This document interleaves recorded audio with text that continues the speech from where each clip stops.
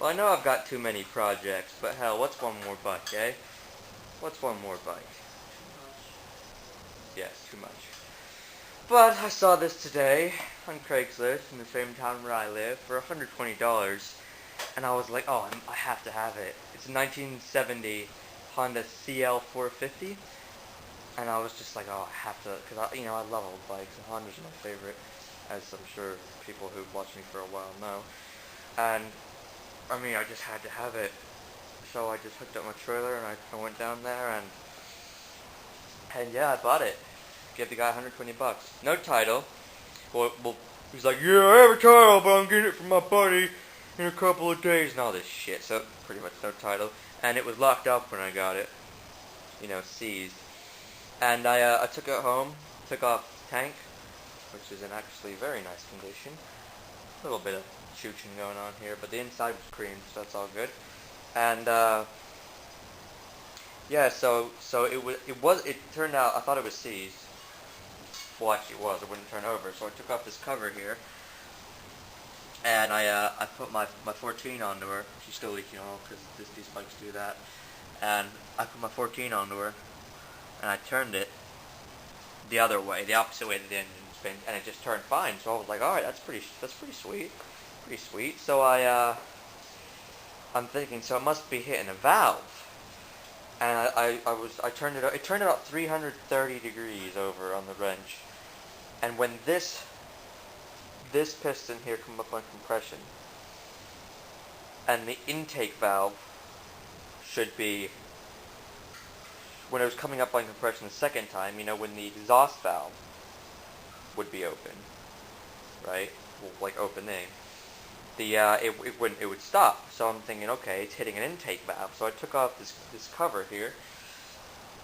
This cover here. That wasn't too hard to do. It was eight bolts, and I had to loosen the carburetors and hold them out the way momentarily to get that undone. But the timing chain is in nice shape. This sprocket here doesn't seem to move that much. So that's all good, and I got it to turn.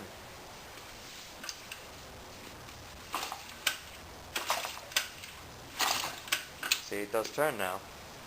But I looked down my spark plug hole on the right side cylinder. Not sure you'll be able to tell there, but there is lots of shit down there. Just bits of metal and stuff, and that's just no good for anyone. The other side isn't too bad, so I filled her up with PB Blaster. Okay, PB Blaster, or WD-40 for you people who don't know what that is. And I'm just turning her over now with no spark plugs in to sort of get all the stuff to just chooch their way out of the spark plug holes. Go ahead and film that for you guys.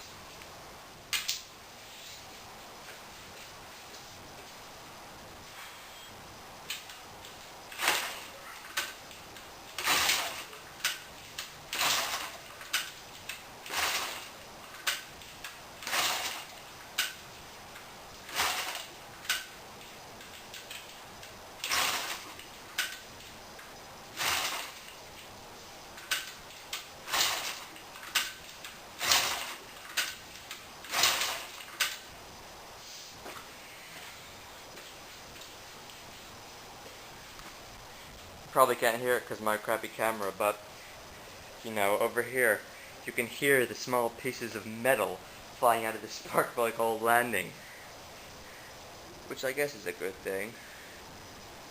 This garage is already a shithole, but yeah, I'm doing stuff like that. Yeah, could you hear it, Tom? I thought it was PB Blaster. Yeah, but it's not. PB Blaster would make that noise. It's making a bit of a mess. Yeah, let's see if that looks a little bit better down that on the spark hole.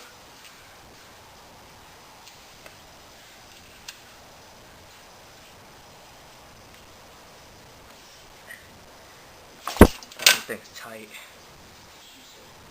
Nice. Yeah, it is looking better down there.